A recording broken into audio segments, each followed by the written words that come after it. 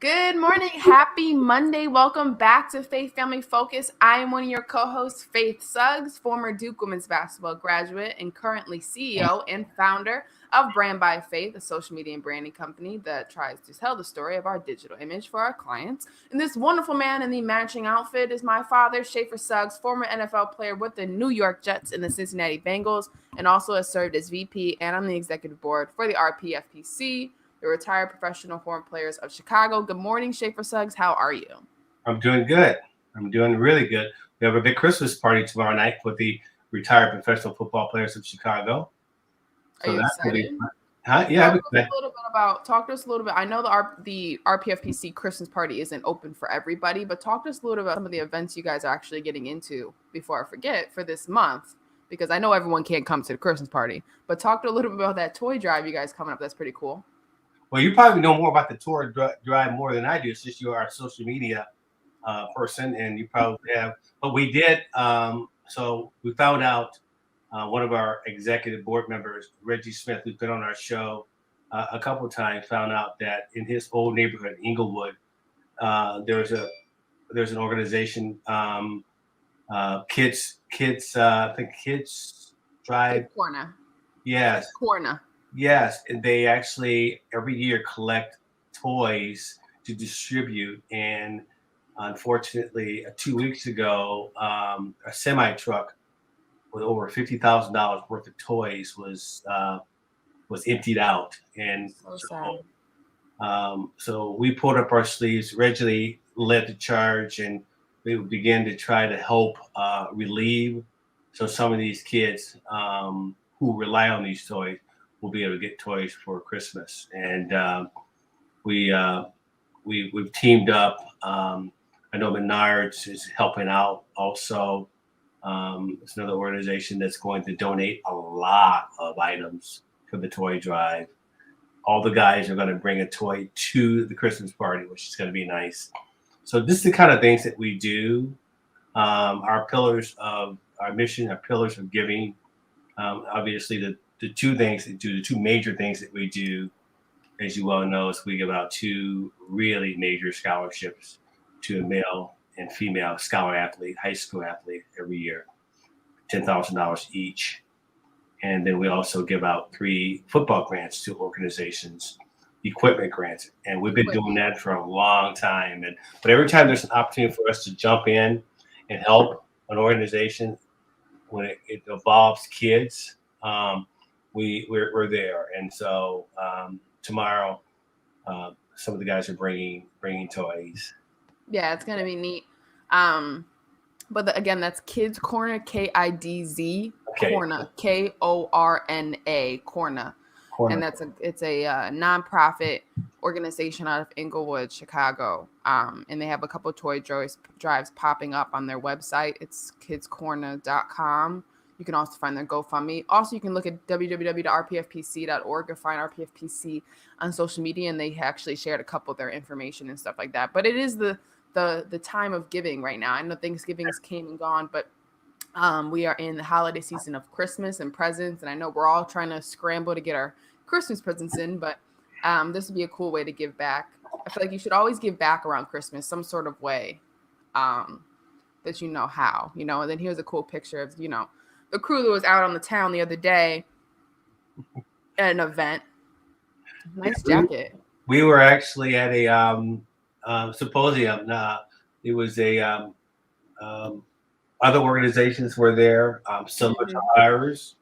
The NFL alumni was there. The Gridiron Greats was there. There's other organizations like us, 501c organizations, that are involved in bringing a healthy environment to youth sports in everywhere they can. And it was in every way they can. It was just a nice way to network and align ourselves with other like organizations that are giving. So it was a wonderful day. Yeah, really neat. But I wanted to say that because it's the holiday season. And I had that picture actually on deck. So I wanted you to give a rundown about what you guys do, because we say RPFPC before every single show, but we never really kind of break down the cool stuff. We've had awesome guests with Reggie Smith. He talked about the golf outing, and we've also had him on twice, I believe, tell his story, but also a great show that we reran a couple weeks ago about giving back and the ways you can do that around your area. So we've been really lucky with our PFPC, the opportunities you get to do and the people we meet and get to have on the show. So what is new though? Is it cold in Chicago? We didn't even get to do our normal spiel. Is it cold in Chicago? Is it warm? Do you have snow? It's supposed to be 60 to 65 degrees tomorrow. Today is beautiful. So, and then of course it isn't cool, but let's back up. I wanted to also say prayers out to those families that that suffered the massive tornadoes in the southern Midwest this weekend. Kentucky, Mayfield, Kentucky, southern Illinois. That was horrible.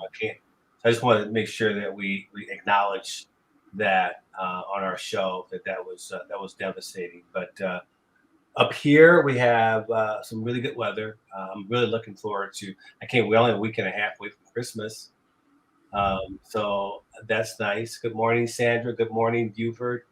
Some of my guests are on the show. I'm just really excited about, like you said, we're doing a show about giving and also just talk a little bit about our journey.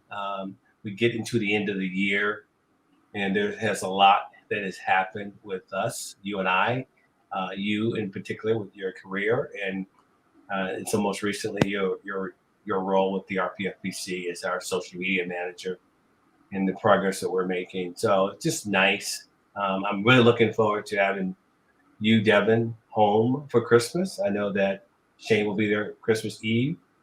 And then we talked a little bit about traditions with Christmas. And that's one of the things that, we've been able to do is spend the time on Christmas Day together. So, as a father, I just look forward to that. So I know I got my Christmas list. You have your Christmas list. There's still a Christmas list that has not been received yet. And we all know who that is. So hopefully he doesn't get coal. And I know that somebody will put coal in his stocking. So done it before, we'll do it again. I have done it before and I will do it again. It was actually that year when he tried to attach the list to each other. He got coal. Yeah, well, it's what it gets. But no, it's a wonderful time of year. Christmas lists. Yeah, we already turned in ours. I finished your Christmas shopping. But yeah, we are coming to the end of 2021. I feel like 2020 was just a month ago. It's like we blinked and 2021 flew by. We're already ready. We're almost weeks away from 2022 to start a new year. My career working with RPFPC is one of my clients, of course, so we get to talk about them all the time. Excuse me, my Suggs mug tea. And just, picking up clients through the year with Brand by Faith and seeing, how it's grown slowly but surely. And then also the start of the huddle on Fridays. We get to have awesome guests. And so we have a lot of great stuff that have come, especially near the end of 2021. Mm-hmm. And we're so blessed. We're seeing, it's almost like this year has been so fast because 2020 taught us we had so many shows in 2020. Let's say that we started Faith Family Focus in April of 2020. We got to our 100th show, I think early 2021. In 2020, we also came to a year of Faith Family Focus. We started season 2. We started the huddle. So 2021 has been full of everything that we have kind of built and kind of coming together and watching it come together. So it's been fun to kind of see it all unfold in front of us. And as we're nearing the end, it's like you can't help but be thankful and grateful for all the great things you come to. I know we kind of talk about where we're going, tomorrow, literally tomorrow, as far as, not literally tomorrow, but as far as our show. I know that the huddle is something you want to continue. I don't know what the life expectancy of a podcast show, but I know that we're coming to probably the end of our journey. We haven't decided when that's going to be. I know we do one show a week, one live show a week, but with your career getting very, very busy, there is that possibility that we may be coming up to the end of our journey. Yeah, no, I agree with you completely. And I hear Boo and Angel in the background barking away. But yeah, it's fun with the podcast and how it was born. It was born in the pandemic. Right. And it was during a time that, everybody wanted to sit down and have discussions and really talk about things that were going around us. And it wasn't just, the pandemic. We talked about, not being around family. We talked about all of a sudden the social injustice that was going around, right? We had so many more conversations that were happening amongst people that we had to navigate. And so it's fun now, though, everyone is kind of going back to work while we're seeing COVID still linger around like a pest. It is nice to see that now, because we have to only do one live show, it means people are starting to get back to their usual schedules or their new schedules. Whether it's a new job, a new location, a new, all the things that people are pulling together now. And Faith Family Focus got to be a part of it. So yeah, it is. We'll see how long it goes. The huddle is definitely it's on every Friday. I do every other Friday live because it's hard getting guests to have time as well. Right. Plus I'm running a business. So it is moving along, and it is this entire experience. We got to really dive into a lot of great stories and guests, and Faith Family Focus has really covered, I think, every single thing that's gone on in the last year or 2 years. Right. April 2020. Right. I think you and I, as a family, as I share our journey with people, how much we've grown as a family. I mean, I know you've been more involved with it, obviously, as my co-host, how much we've grown as a result of our stories and our guests, and being able to share. In particular, I remember the show we had with Dr. Laura Bokar, the relationship psychologist that had her book about We Need to Talk. I thought that was a wonderful show. But just being able to grow into different topics has been really kind of a neat journey for me. I don't think Boo and Angel have ever made an appearance into Faith Family Focus. Well, and I think this is the time. Boo. Come here, yeah, Boo. I think, they're not trained, for those of you who are. This is Boo. Hello. And then there's Angel, of course. Boo is my mom's nickname, and then Angel, of course, is self-explanatory. But we've had Boo and Angel since I think I was a junior in high school. Right. And now they kind of keep his company as an empty nester, which is what we never talked about was empty nesting and buying pets. Which, what's interesting? We've seen a lot of people buy pets this COVID. See, there they go. They got a Schaefer Suggs haircut. Right. You just say hi? Yeah, well, they're dogs. They made their appearance. Now the whole family's been on the show. Yes. But yeah, a wonderful Monday to kind of discuss a lot of the things we're catching up on in the holidays, and kind of where Faith Family Focus has come and gone. And we're excited to kind of dive more into the huddle.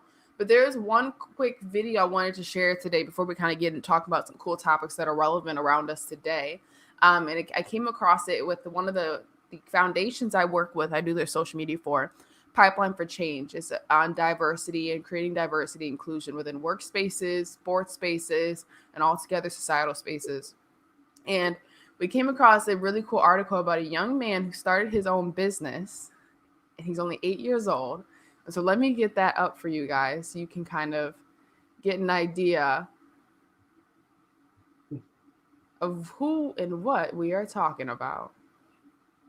From social media y'all may have missed, this is what I'm liking.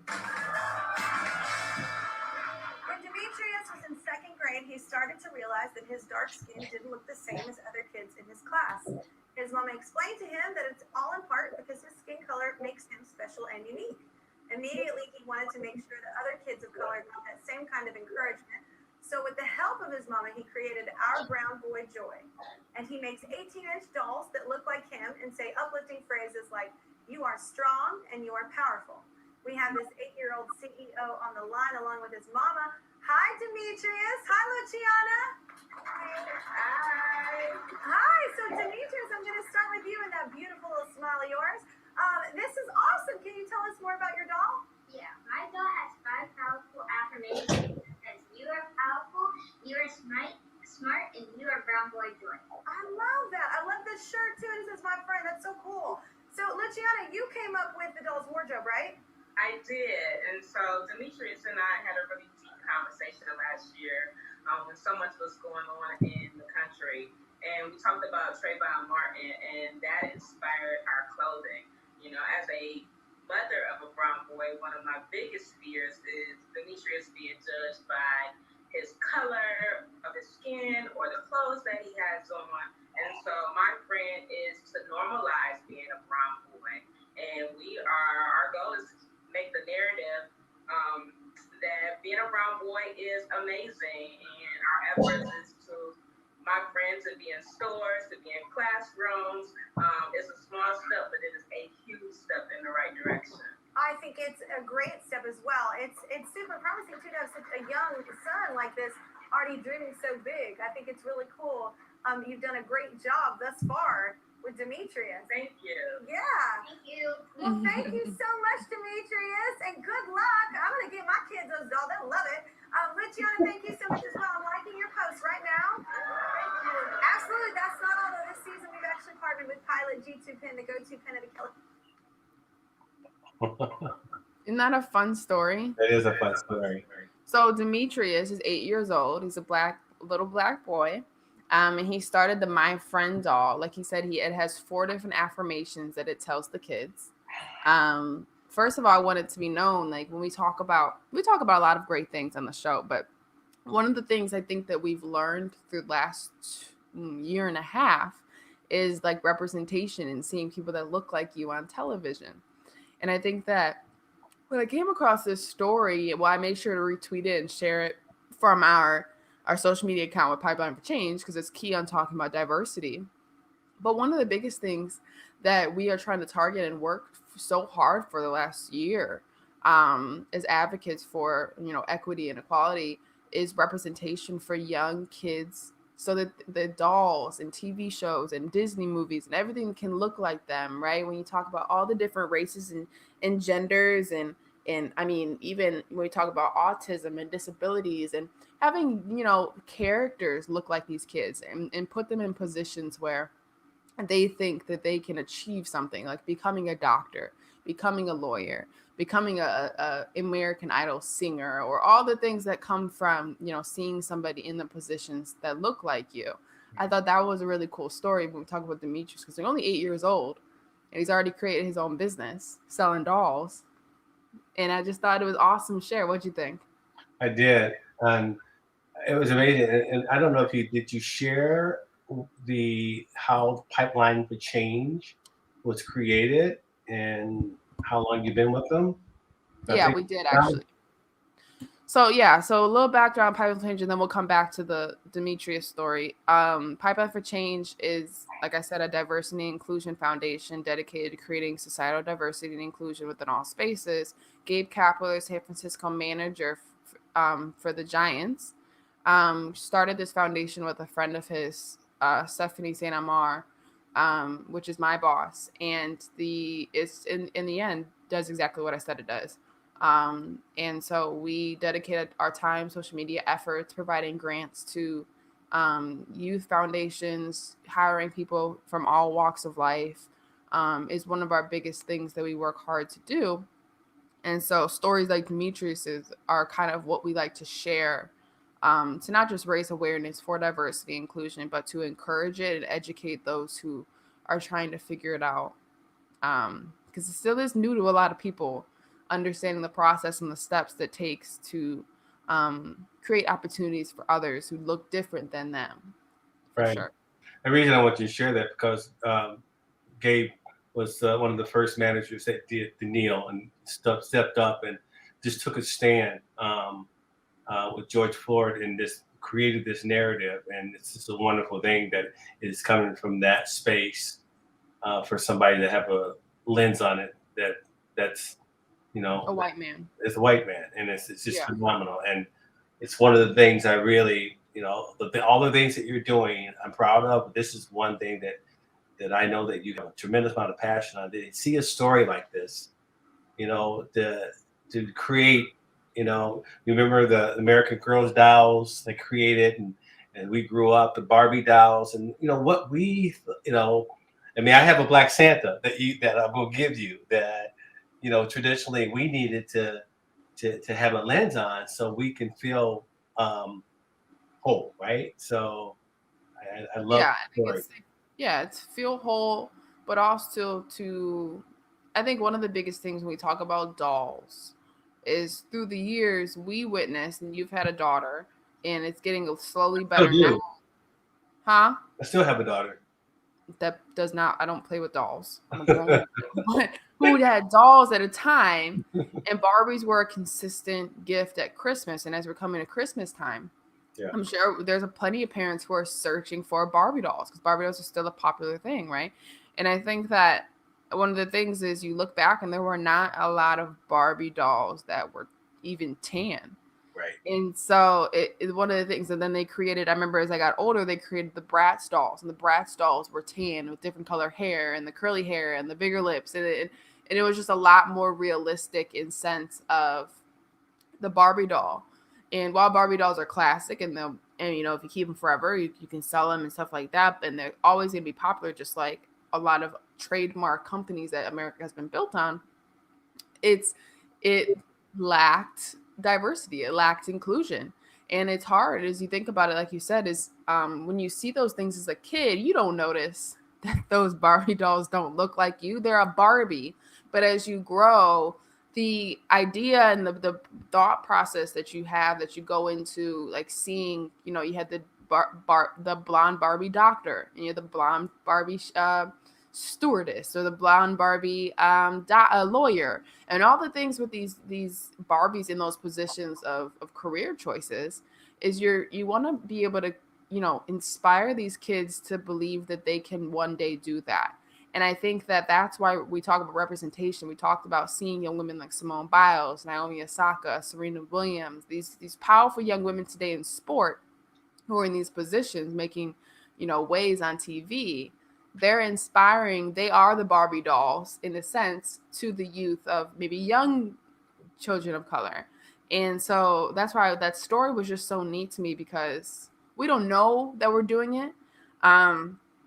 But as society goes on and as you grow older, you start to realize, okay, wait a second, all my Barbies looked a certain way, right? And so this is why that story is so special. And even kids have such an innocence to them, that he was 8 years old and he was like, my dolls don't look like me. All the dolls in Target don't look like me. Let me make my own doll.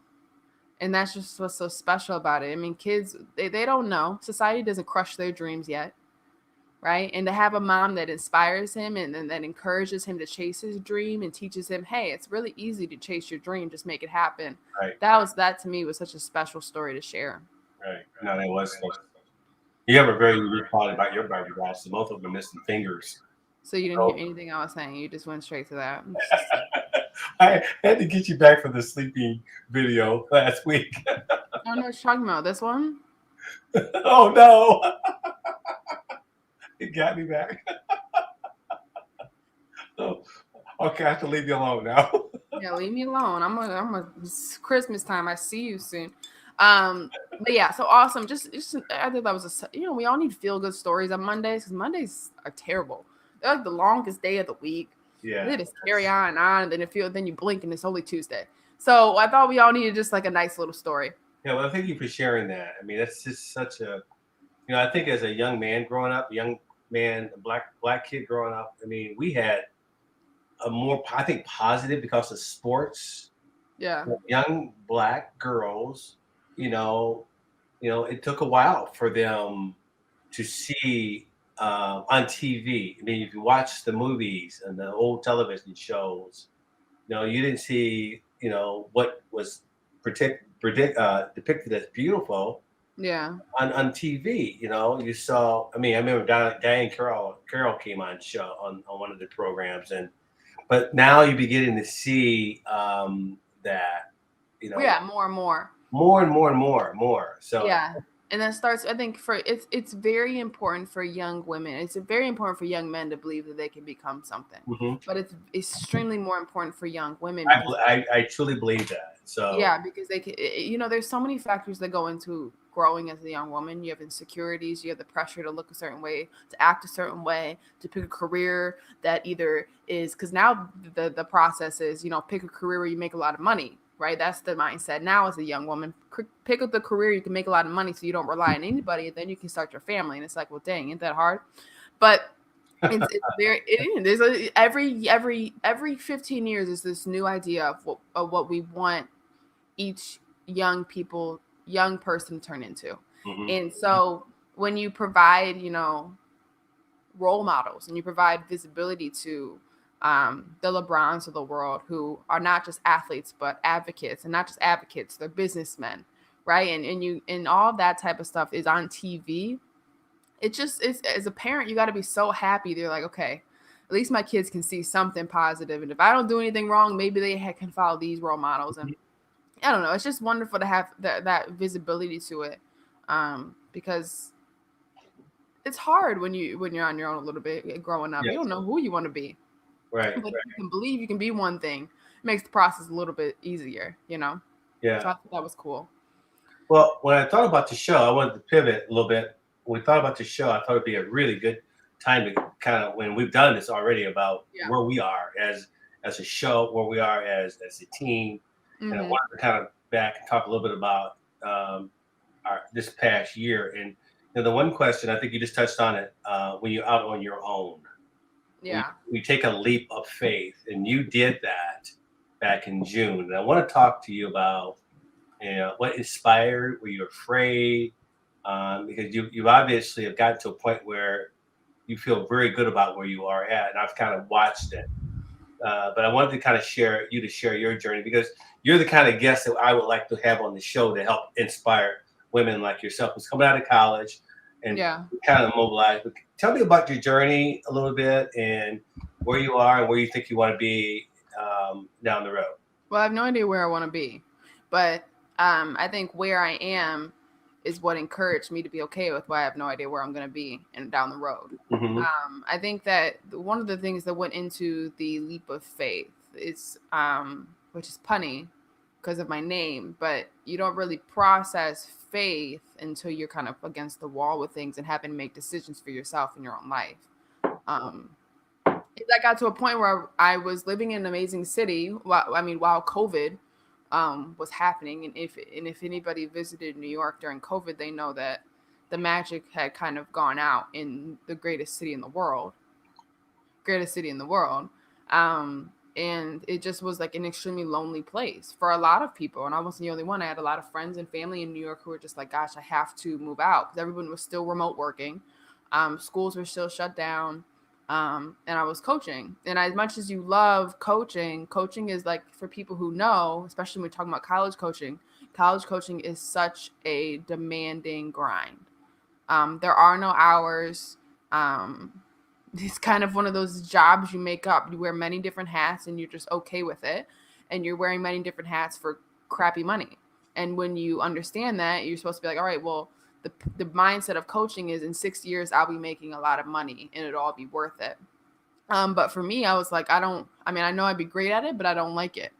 It's not fun. It's not, one, we were terrible, but also because it was like, I feel like I can be doing more. So one of the things that went into is when we were in COVID, obviously I met Shane, and Shane was still here coaching.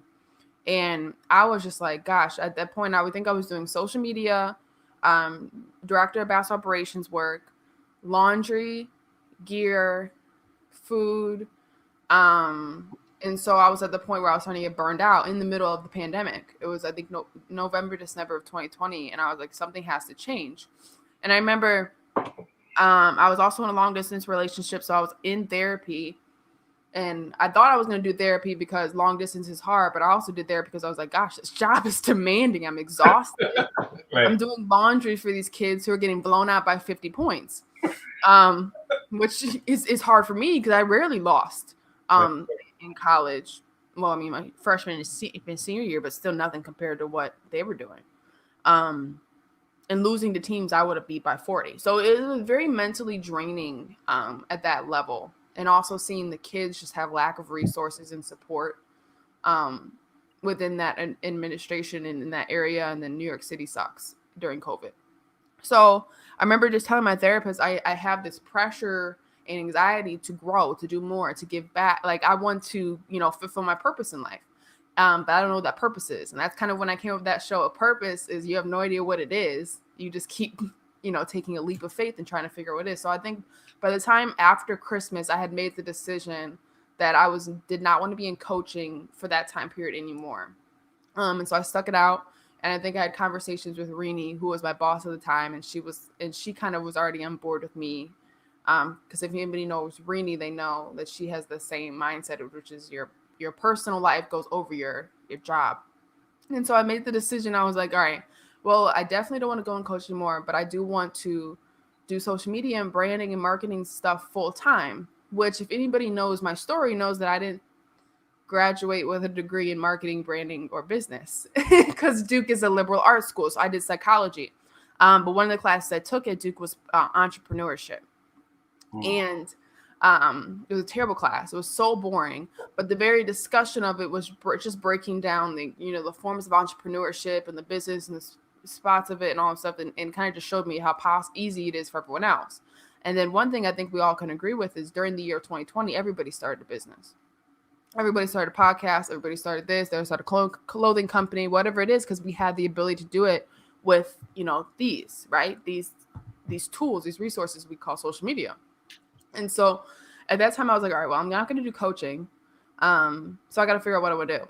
And so I know I was talking to Shane, and Shane was in Kansas. He's been here we're in our second year here now, but it was his first year back as assistant coach. And he was like, hey, what do you want to do? And I was like, well, I would love for us to take a step in our relationship. So there's a leap of faith there. So now that's talking about moving to Kansas, which anybody's been here knows that's a step.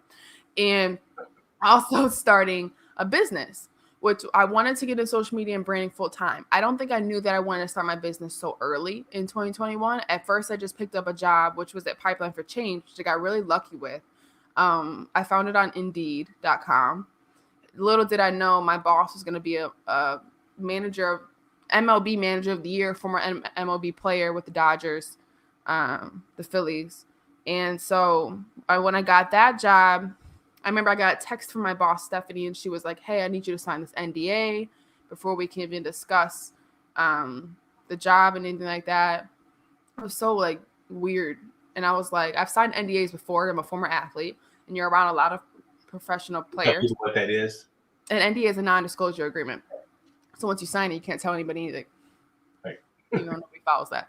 But, well, you're supposed to, but life happened. So I signed it, and then she told me, he's like, all right, well, your boss is Gabe Kapler. He's the manager for the San Francisco Giants. And he started this foundation, Pipeline for Change, which is dedicated to diversifying and including those of oppressed groups. So LGBTQ, women, people of color, around those three. And my staff, who I worked with, one was a trans male, one is a older woman, and then they have another who was a young mom of 4 kids. And so we are all across the board are just a completely different style of staff. And so it exposed me to a new, different kind of people.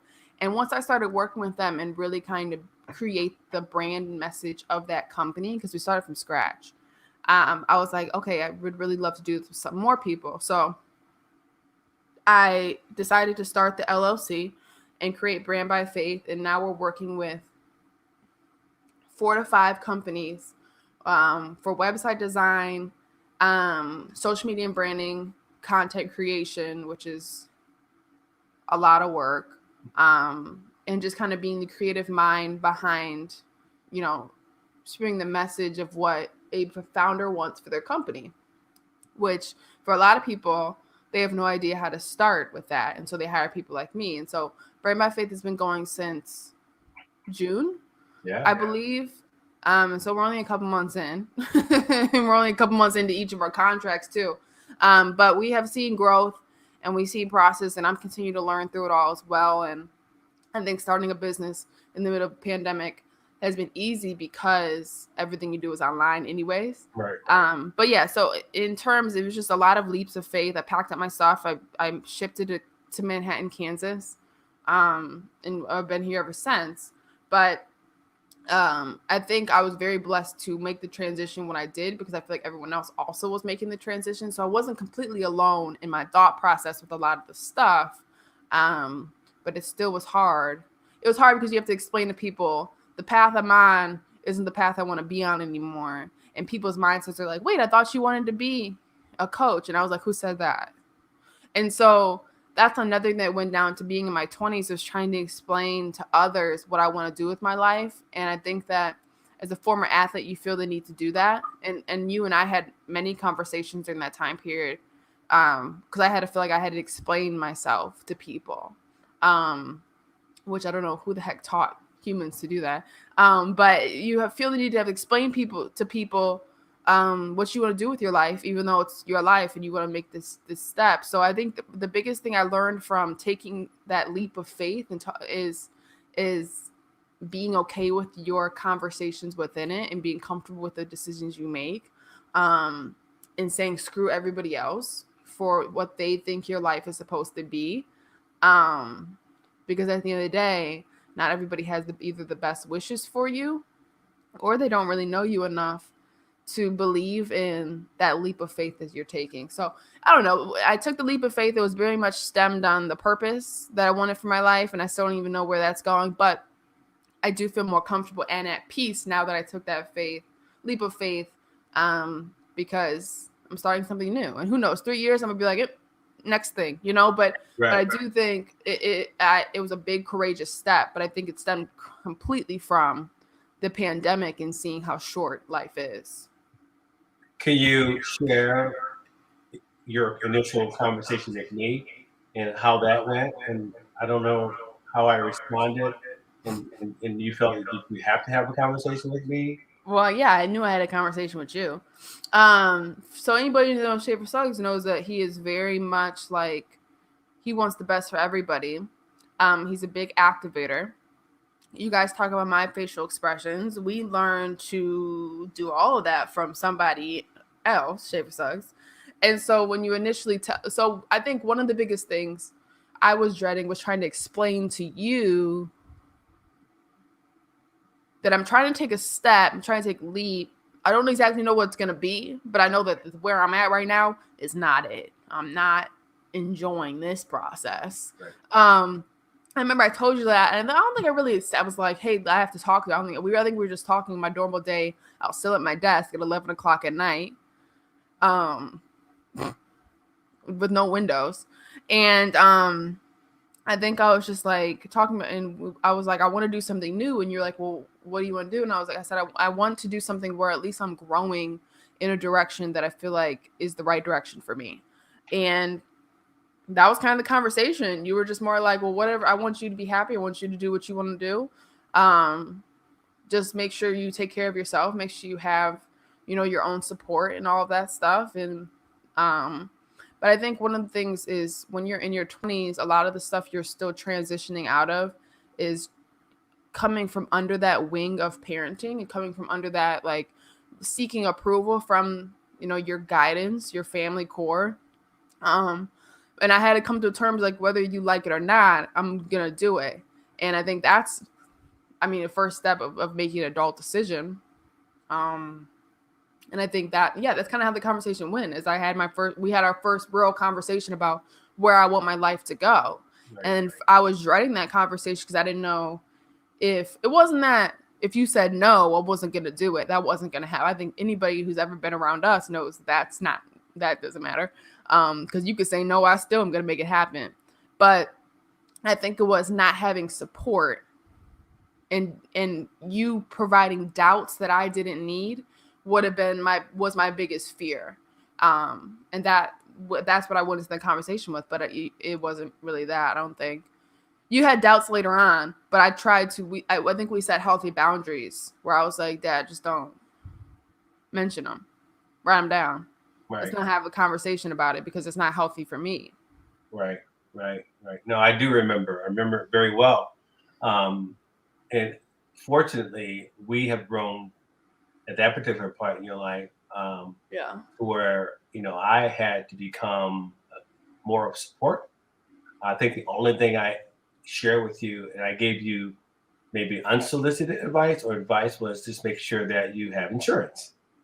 And that was it. I think that was it. Just make sure, because you're going to go out on your own, and and that was the only thing, because I knew that you had support. Now, obviously, I'm a father, and my daughter's moving somewhere with somebody, but I said, at the end of the day, I've hopefully have given you, or you have acquired enough life tools to be able to figure it out. And I always go back to when I was your age. Yeah. Right? And I always say, you two are so much further equipped than I was, and I made it through it, right? So yeah, I was very, I wouldn't say skeptical. I would say, obviously, you go from having a very guaranteed income to taking a leap of which faith. wasn't a lot. It was not a lot, but then I just knew. I think when you said early on, when you begin to start building momentum, it was just really good to watch. And then you have a good significant other that's been very supportive, which that was important to me. And I can tell you right now, I probably never shared that with you, but that as a father, you being my only, you are that. I'm the favorite child, right? start. I'm gonna always worry about that, and but I know that you can take care of yourself, and yeah, I think that's one of the biggest things is that, I actually said this yesterday.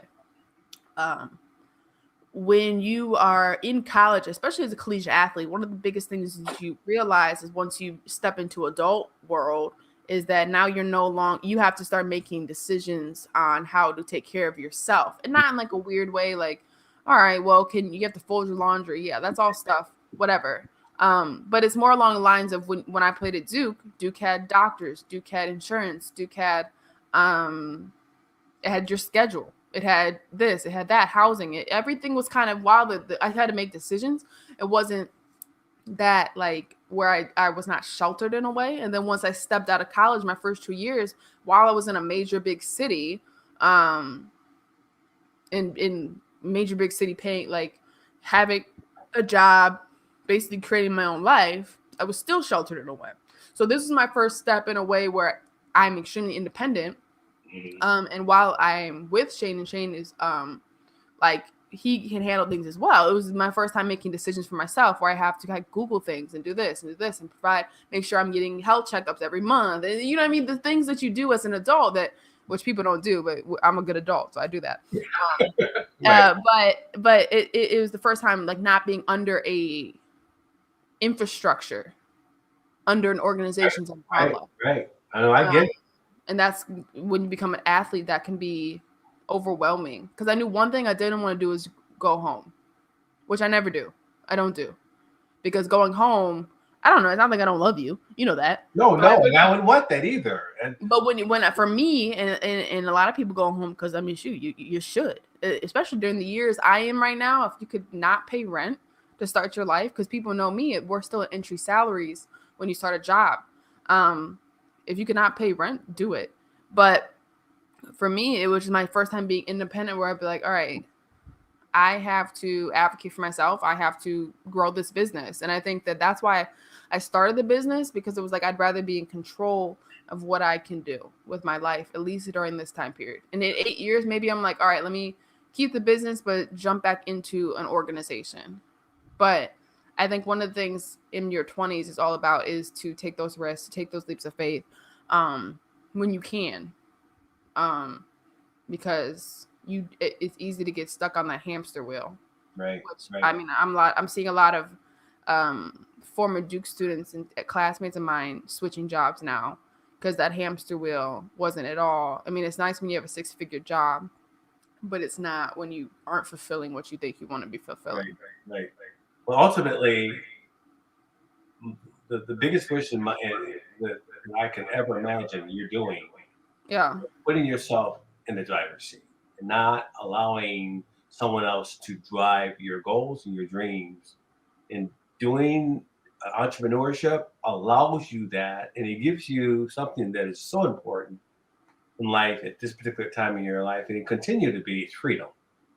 Yeah, to be able to do what you want to do. And this is what I love, and people, I'll share this because we are so much alike. I love when you were calling me from Home Depot because you're working on a project, you know. Which I don't need to do. Like, I'm not running a business, but Right. I want to start a whole business. I want to start a new project. I'm hilarious. I'm a sick person for that one.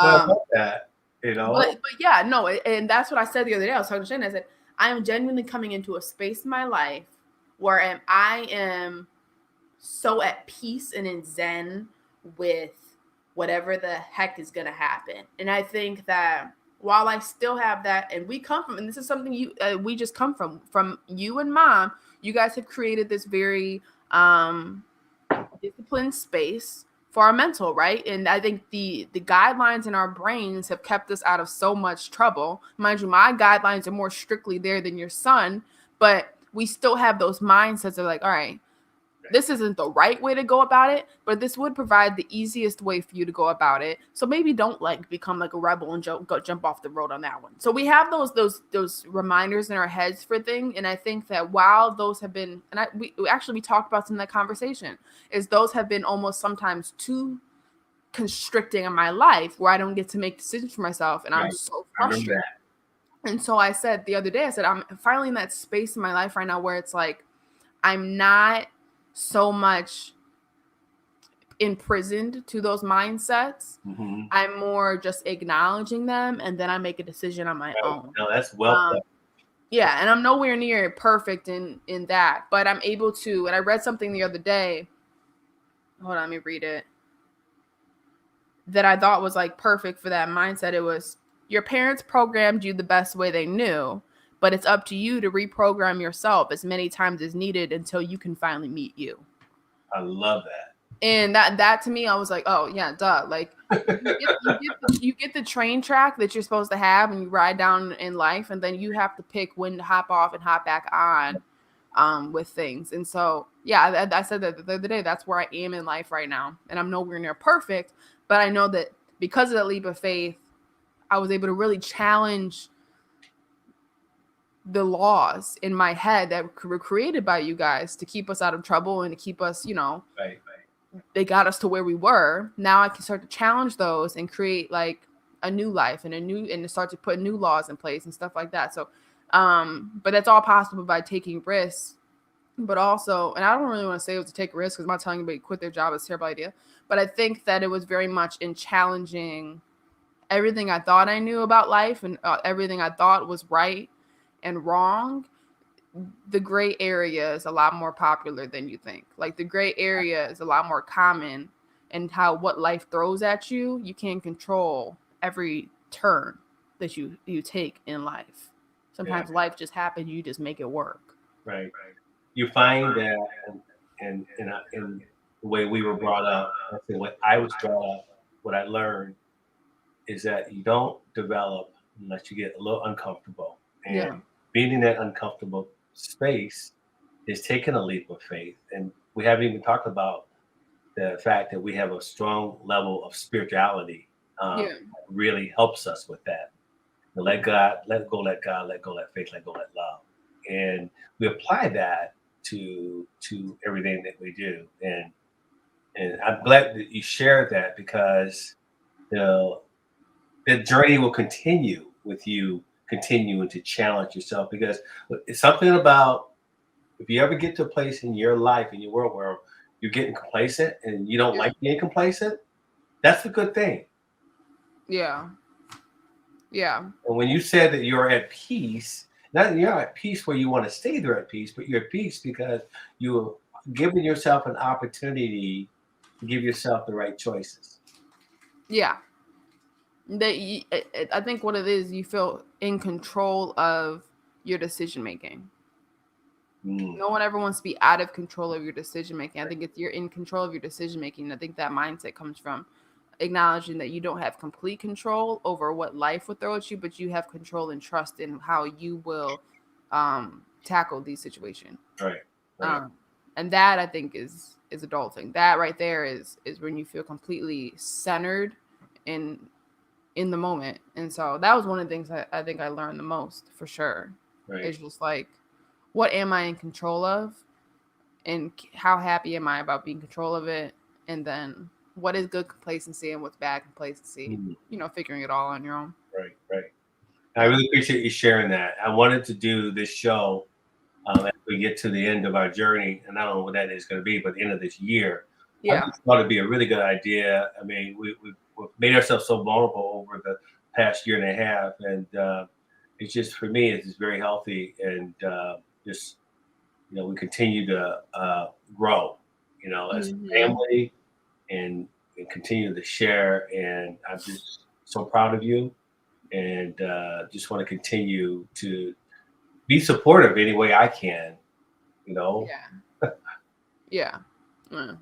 It's life. Yeah. What life throws at you. And I think that's what Faith Family Focus is about. We talk about all the time, many different conversations and discussions, but they all root from the fact that you don't really know what it's going to throw at you, but you just try to make it work. Right. Yeah.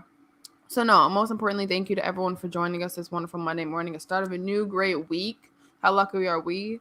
We're almost close to Christmas time, so exciting stuff coming for a lot of us. And most importantly, thank you to Amazon Fire, YouTube, Facebook, Roku, Apple TV, and of course, our key platform out of Phoenix, Arizona, E360 TV.